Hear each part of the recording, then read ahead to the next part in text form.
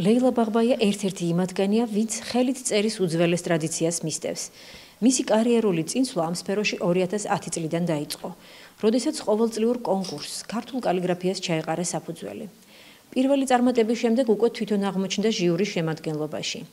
აფხაზეთის სულიერებისა და კულტურის ცენტრში მუშაობის პარალელურად არის საქართველოს მხატვარ კალიგრაფისტთა კავშირის წევრი.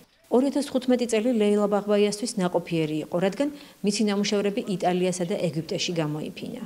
2015 წელი ჩემთვის იმით იყო მნიშვნელოვანი, რომ ჩემი შემოქმედებითი ნამუშევრები მოხდა იტალიაში, ქალაქ ფლორენციაში, ნახველების დიდი მოწონება ხვდა წილად, აგრეთვე იყო ჩემთვის მნიშვნელოვანი იმით, რომ ეგვიპტეშიც მოხდა ჩემი ნამუშევრების გამოფენა, იქაც უდიდესი მოწონება დაიმსახურა ჩემმა ნამუშევრებმა. ეს გამოფენა იყო ირანელ კალიგრაფებთან ერთად ერთობლივი.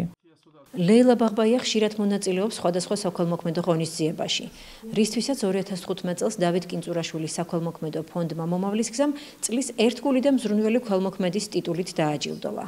ვილოცავთ ახალ წელს, ეს წელი ყოფილიყო გამთლიანების წელი, ხვავისა და ბარაქის წელი, თითოეული თქვენთაგანის ოჯახებში ყოფილიყო სიმშვიდე, სიხარული და სიყვარული ქონოდეთ ყველას თქვენს გულებში.